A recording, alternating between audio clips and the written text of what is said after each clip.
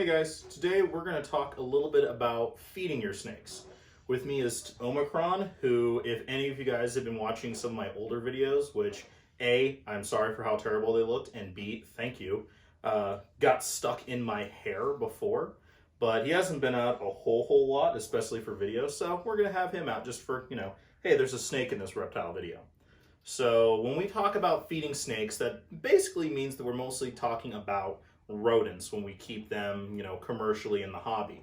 So mice and rats for the most part, because that's the easiest thing for us to feed them. They're easy to breed, they're easy to reproduce, they're easy to mass produce, and so that's why they're readily available. They're a good solid thing for when it comes to feeding your snake. But there's a lot more out there other than just straight mice and rats when it comes to feeding your snake.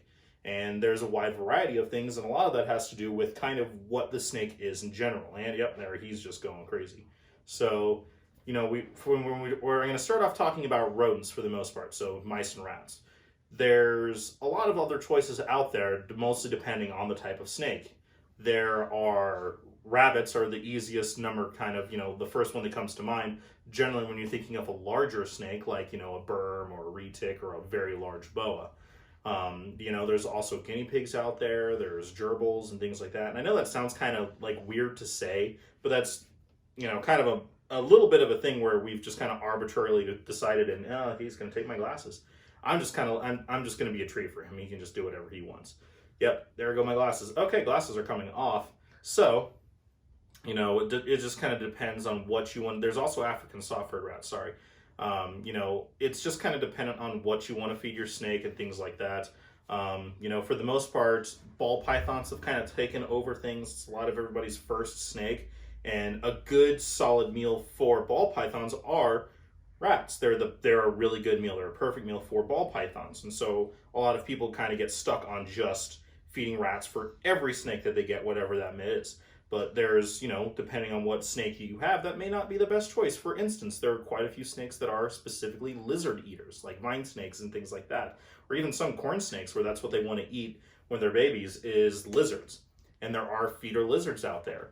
There are also, feeder toads for like eastern hognose and even some western hognose where that's what they want to start eating is, toads and frogs and things like that. There's also birds, there's chicken, there's duck, there's quail, and there are a lot of other species out there, like a lot of carpet pythons and things like that. They want to eat birds. Anacondas, a lot of the time, that's how they get started on, is birds. And a lot of people who do keep anacondas have a hard time switching them over to rodents. That's just, what we want to feed your snake is entirely dependent on what type of snake you're feeding. So for instance, for like we talked about with ball pythons, those are the rat feeders and things like that. When they're little, maybe you want to start them off on mice or something like that. But so for boa constrictors are another very common snake in the hobby.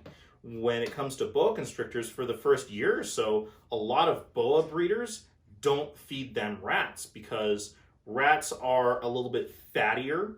They have a little bit denser bones. And that is because boa constrictor metabolisms aren't as fast as pretty much every python species.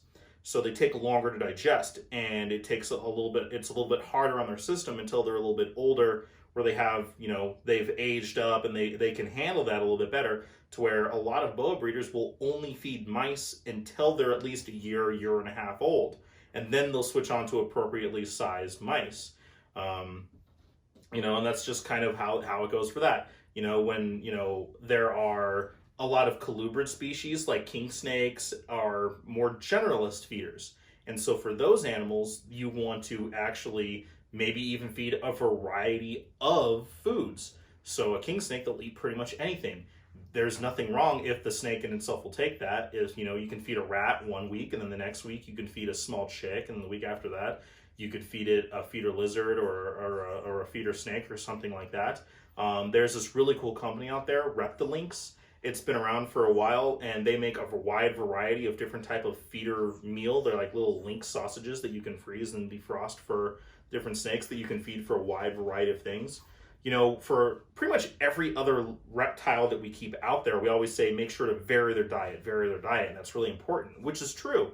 It's kind of like if we only eat one thing and we even know if it's perfect for us, it's a perfect meal, it's not the best. We want to vary it up for us too, just like with other reptiles. If you're feeding a monitor lizard, you want to feed whole prey items, you want to feed fish, you want to feed chicken, things like that. And for a lot of snakes, maybe that's a good thing. And I think Reptilinks is a good thing for that.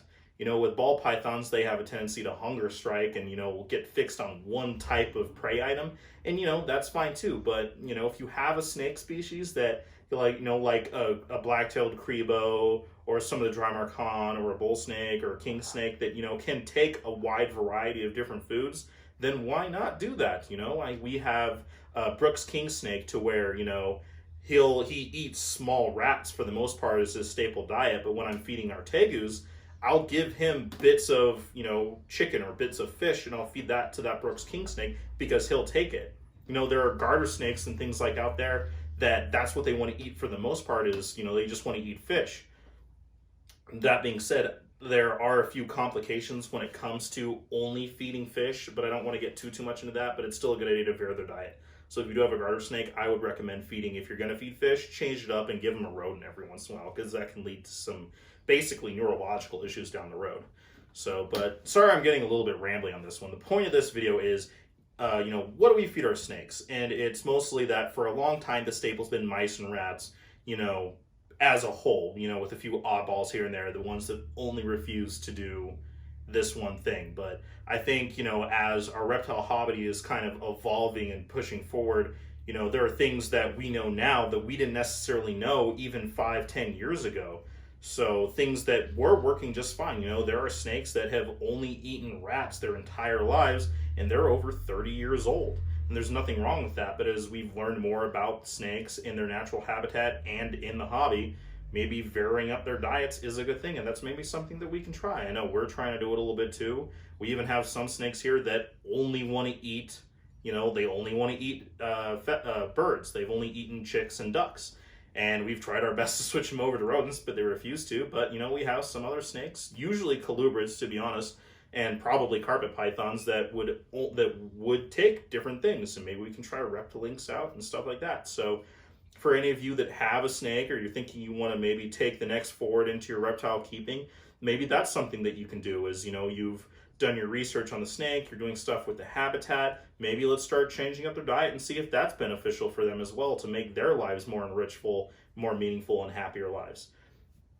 Hopefully you guys, enjoyed this video. It's a pretty basic thing when it comes to with snakes is just feeding them. We're kind of behind on every other basically type of species in the reptile community when it comes to everything else. Everybody else has said that they vary it and they have these supplements and everything else like that. Where snakes, they don't necessarily need that to live a long life, but maybe there's ways we can improve that. And there's nothing wrong with that to try to improve how we're keeping these things. It's a very positive thing, and that's what we want to try to do.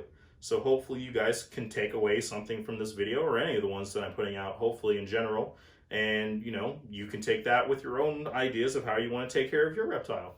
If you have any questions, let me know down below. Please like and subscribe if you can. Hit that bell notification if possible. The more that you guys are hitting that, the more YouTube kind of realizes I'm here. So hopefully you can carry on with that. Hope you guys have a good day, and I'll catch you next time.